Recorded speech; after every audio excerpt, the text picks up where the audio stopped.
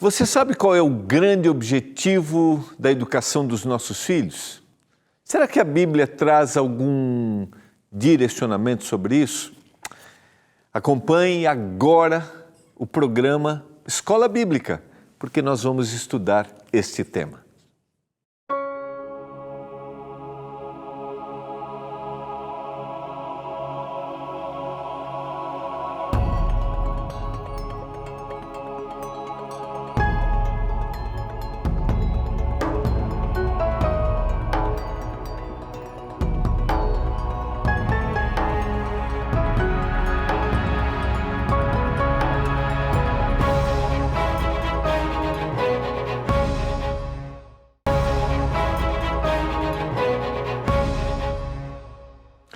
Olá, tudo bem com você? Estamos começando mais um programa Escola Bíblica.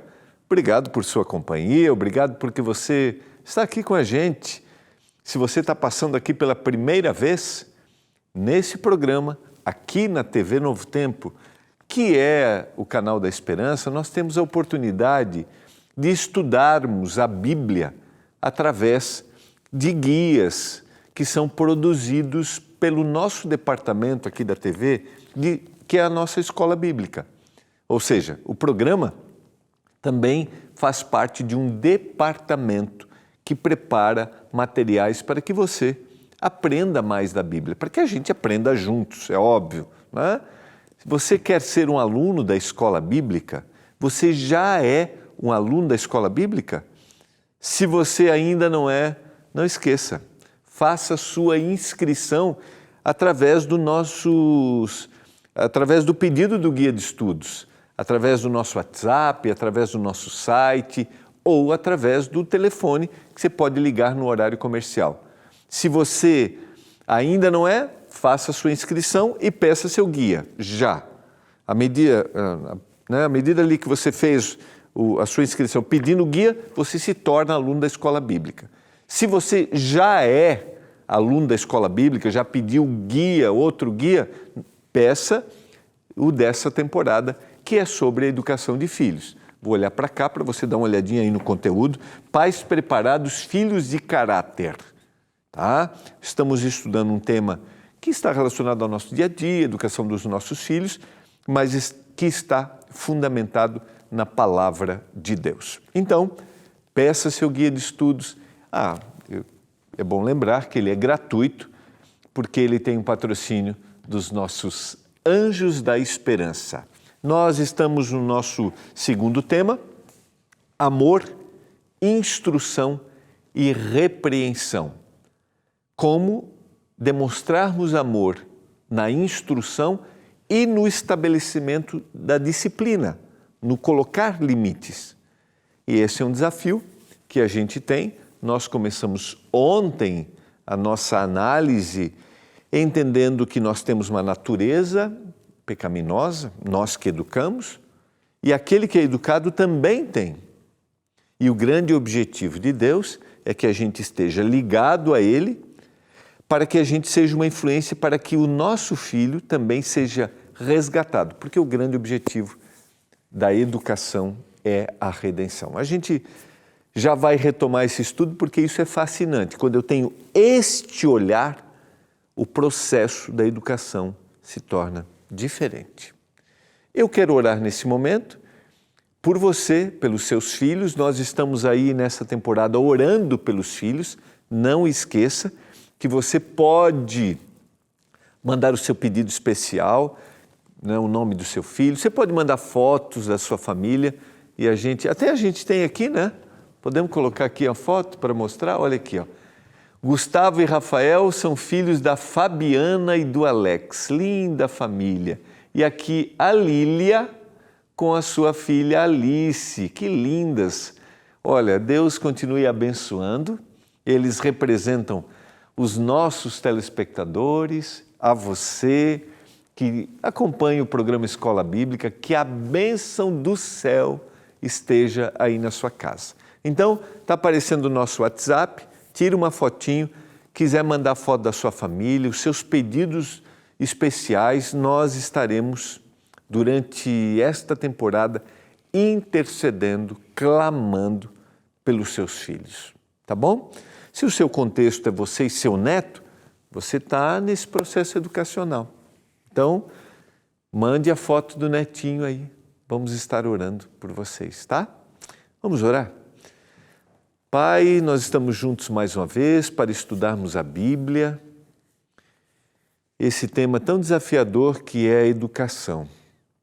Nós sempre teremos influência na vida dos nossos filhos, mas essa influência ainda é maior quando eles estão pequenos. Que o Senhor nos ajude a termos capacidade que venha do céu para educarmos.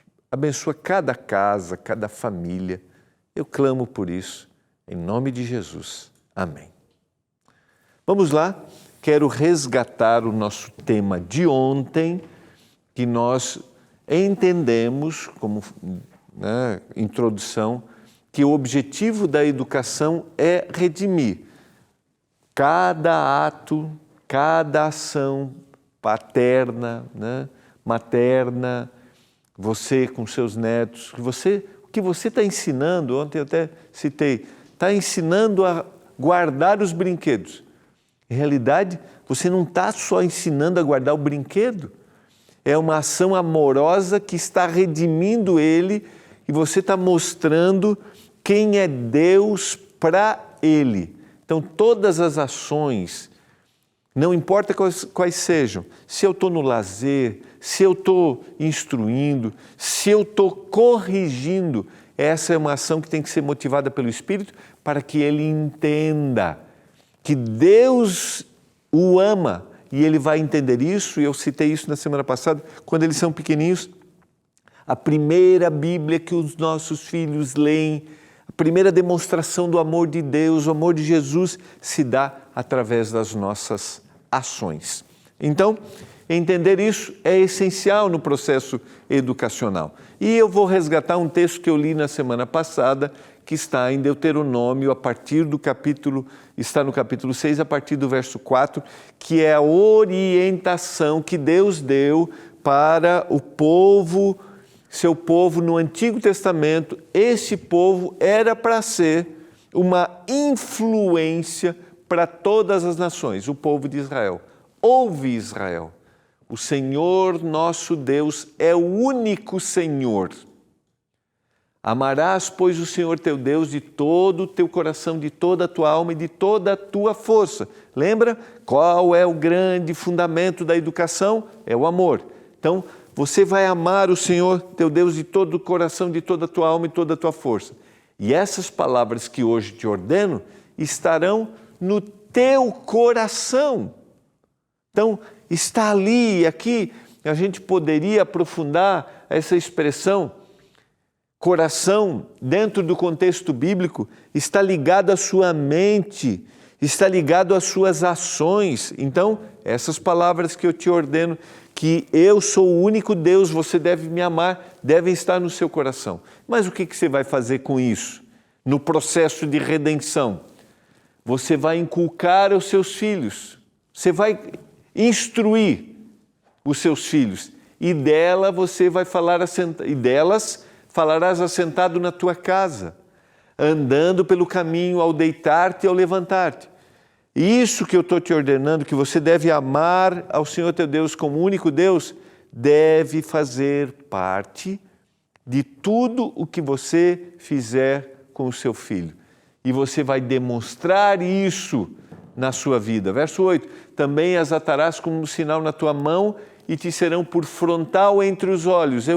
Eu analisei essas duas expressões, na tua mão são as tuas atitudes, e aqui estarão por frontal entre os teus olhos, estarão no seu pensamento, porque a única forma dos nossos filhos absorverem e entenderem é se eles estão vendo coerência no que eu faço, aquilo que eu estou fazendo, com aquilo que eu estou falando. Então, para isso tem que estar no pensamento e na ação. E talvez esta seja uma palavra para a gente considerar no processo educacional. Coerência. Quando a gente é incoerente, e à medida que eles crescem, eles têm percepção muito mais clara das nossas incoerências. Quando a gente diz uma coisa e a gente faz outra. E uma ação incoerente vai fazer com que ele se afaste desse processo de redenção. Você pode errar? Pode. Nós podemos errar como pais, é óbvio. Eu comecei lá na semana passada, na introdução, eu dei uma lista de pais extraordinários, porém pais imperfeitos. Mas o Senhor trabalha através da imperfeição. Mas a ação e o pensamento têm que ser coerentes e o Senhor nos orienta. E as escreverás nos umbrais da tua casa e nas tuas portas. Ou seja, a sua casa, o seu contexto familiar, os seus filhos devem estar recebendo e entendendo que Deus é o único Deus e que Ele tem que ter essa percepção naquilo que você vive, naquilo que você faz. Um outro texto que eu quero, fica aqui a referência, eu vou ler alguns versos, até convido você a abrir a sua Bíblia, Evangelho de Lucas, capítulo 2, a partir do verso 41, para aqueles que leem a Bíblia normalmente, este é o episódio de Jesus no meio dos doutores, dos conhecedores da lei no templo, aos 12 anos de idade. E é bem interessante, eles estão, lá o verso 41, os seus pais iam anualmente à festa da Páscoa, que é uma das festas que faz parte da tradição judaica. Quando Jesus atingiu os 12 anos, subiram a Jerusalém segundo o costume da festa.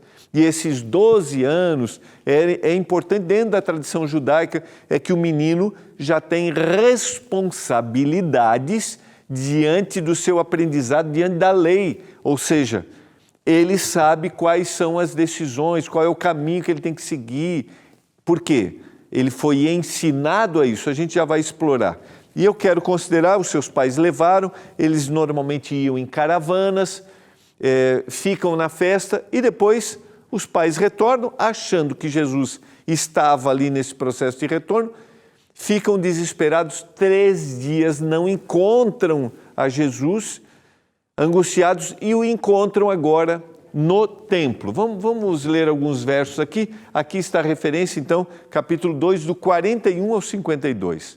Quando ele atingiu os 12 anos, subiram a Jerusalém, segundo o costume da festa. 3 dias depois, o acharam no templo, assentado no meio dos doutores, ouvindo-os e interrogando-os. Vamos ler os outros versos, depois eu vou fazer uma referência que é interessante. E todos os que o ouviam, muitos se admiravam da sua inteligência e das suas respostas. A gente tem aqui claramente, né, que Jesus foi instruído e era esse o papel do processo educacional.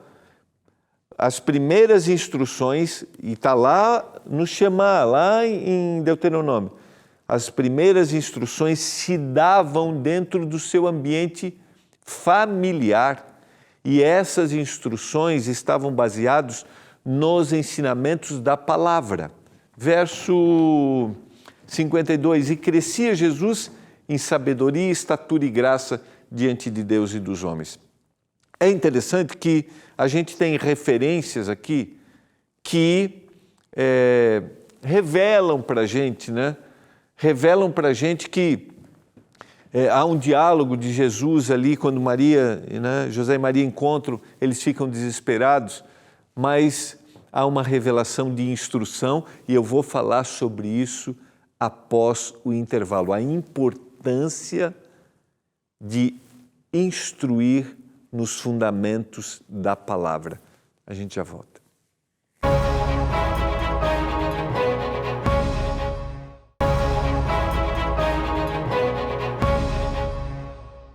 Estamos de volta, você está acompanhando o programa Escola Bíblica, estamos estudando a lição número 2 do nosso Guia de Estudos, Amor, Instrução e Repreensão. O desafio de demonstrarmos amor no processo de instruir e também de corrigir. Nós estamos fazendo referência, explicação de uma referência bíblica que está em Lucas capítulo 2, versos 41 a 52, que é o episódio em que Jesus é levado à festa da Páscoa aos seus 12 anos, e agora Maria e José retornam e eles perdem Jesus e encontram 3 dias depois. A gente podia fazer uma análise aqui.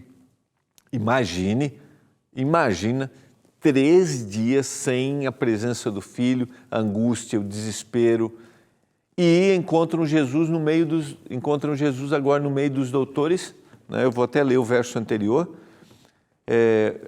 discutindo, né? Falando, questionando os doutores conhecedores da palavra. E todos os que ouviam, muitos se admiravam da sua inteligência e das suas respostas. E ele conclui, o evangelista Lucas, dizendo: e crescia Jesus em sabedoria, estatura, né?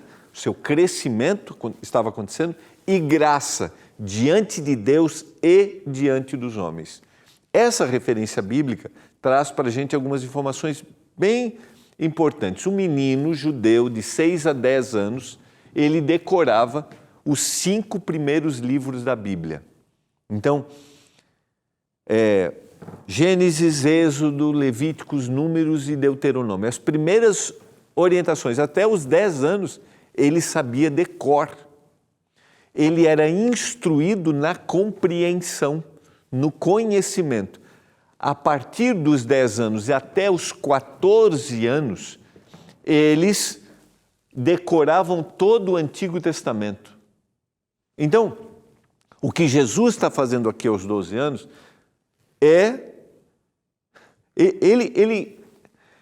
vamos tentar aprofundar isso aqui.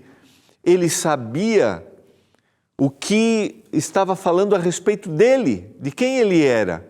E ele está questionando os doutores sobre todos os assuntos que estão relatados, todos os profetas, os livros as histórias, os livros de sabedoria. E ele está discutindo. Você sabe que aos 14 anos, um menino que se destacava dentro das escolas, ele agora era escolhido para acompanhar como um mestre, um professor. Ele era um discípulo desse mestre. E Jesus revela aqui alguém que se destacava, porque o evangelista diz que os doutores se admiravam daquilo que Jesus havia aprendido, primariamente no seu contexto familiar. As instruções, e aqui vale a pena a gente pensar, todas essas ações, elas se davam baseadas no principal fundamento. Entende que quando a gente lê o Antigo Testamento, a gente tem a demonstração do amor de Deus pelo seu povo. E os pais deveriam demonstrar esse amor através da instrução que eles davam aos seus filhos. Nas escolas, eles deveriam receber essa instrução, mas a responsabilidade primária era do seu contexto familiar. E Jesus recebeu esta instrução. Recebeu amor, foi instruído com amor. Vale a pena a gente agora fazer uma breve reflexão aqui. Eu não sei quais são as suas crenças, não sei qual é o seu contexto, no que você acredita ou não, mas eu quero convidar você a conhecer a palavra de Deus. E quero convidar você a compartilhar a palavra de Deus com seus filhos. Agora lembra, eu devo fazer isso de forma amorosa, coerente, eu devo instruir para que isso seja absorvido. O que vai acontecer no futuro, nós não sabemos. A orientação do sábio é: ensina a criança no caminho em que deve andar. E a possibilidade é que ele não se desvie desse caminho. Então, a minha primeira responsabilidade é ensinar. Se ele fizer uma escolha diferente, a minha responsabilidade é ensinar e fazer isso de forma coerente. Essa era a base da crença. Lembra quando eu citei o Shema? Todo o judeu deveria compartilhar isso com seus filhos. Que Só há um único Deus verdadeiro. E os filhos deveriam ver na sua vida, ao andar, ao levantar, nas suas ações e no seu pensamento. Às vezes nós gastamos tempo com muitas coisas. E isso que é essencial, e lembra, eu posso estar instruindo na educação formal, você pode estar ensinando o seu filho em casa a fazer a tarefa, ou o para casa, como diz lá em Minas Gerais, o para casa. Talvez você esteja fazendo o para casa, mas fazendo o para casa, a tarefa, o dever de casa, você de alguma forma está influenciando e está revelando quem é Deus, o amor que Ele tem em todas as áreas de instrução. Quero retornar aqui. O texto de Efésios, capítulo 6, verso 4, a gente leu algumas referências a Efésios no final do capítulo 5. Mas no capítulo 6, verso 4, eu acho que até citei esse texto semana passada. E vós, pais, não provoqueis vossos filhos a ira. Dentro do contexto da instrução, do amor da instrução e da repreensão. Mas criai-os na disciplina e na demonstração do Senhor. A ira aqui é a raiva. Não provoque a raiva. A criação eu devo nutrir na disciplina, na instrução e no conselho, na demonstração. Então, dentro desse processo redentivo, eu tenho responsabilidades. Daí vem o que eu falei ontem, né? Eu tenho que entender minhas limitações, minha tendência pecaminosa, para que eu não provoque raiva, para que eu nutra, para que eu instrua e para que eu aconselhe. Admoeste, está aqui, para que eu aconselhe. Eu só vou fazer isso, só vou alcançar isso, se eu estiver ligado ao Senhor. E está aqui o grande desafio para a gente. Como instruir, como disciplinar de forma equilibrada e amorosa diante dos desafios. Está aqui, o objetivo da disciplina é ensinar o filho que governe, que ele aprenda a governar a si mesmo. Então vamos lá. Vamos tentar trabalhar um pouquinho na nossa concepção. Às vezes a gente só pensa no processo disciplinar como correção, mas o fundamento da disciplina, ele é qual? É fazer com que o filho governe a si mesmo. Que ele tenha o governo dele mesmo. Ou seja, que ele entenda o limite e que quando eu digo não, ele entenda que ele precisa ter controle sobre suas emoções. Uau! Isso me faz pensar no processo, nessa ação educacional, se eu estou tendo controle de mim mesmo, né? Porque eu às vezes quero, lembra, disciplinar é fazer com que ele governe a si mesmo, que ele tenha controle das emoções. Mas e quando eu não consigo controlar? Então eu tenho que voltar. Eu estou falando para você, mas não é para gerar nenhum, né? É para a gente pensar assim, poxa, eu tenho que parar aqui, respirar e às vezes até dizer, filho, me perdoe, me perdoe. Porque antes de ensinar um filho a governar a si mesmo, a ter controle sobre as suas emoções, eu preciso, pela graça do Senhor, ter controle sobre as minhas emoções. E eu quero orar por você nesse momento. Porque eu até citei semana passada isso, né? O grande desafio que a gente tem é ter controle sobre as nossas emoções. E no processo educacional pode desandar se a gente não tem controle. E aí eu não vou redimir. Você quer orar comigo agora para que o Senhor dê controle sobre suas emoções, que você aprenda a governar a você mesmo, para que você ensine isso para os seus filhos. Você deseja isso? Vamos orar por isso nesse momento? Vamos orar junto. Pai do céu, nos ajude a controlar as nossas emoções, os nossos sentimentos, para que a gente tenha influência positiva na vida dos nossos filhos. Se alguém tem essa luta, Pai, que o Espírito atue na mente dele agora, que ele acredite, que ele deposite em Ti toda a confiança e o Senhor transforme. Eu clamo por isso, em nome de Jesus. Amém.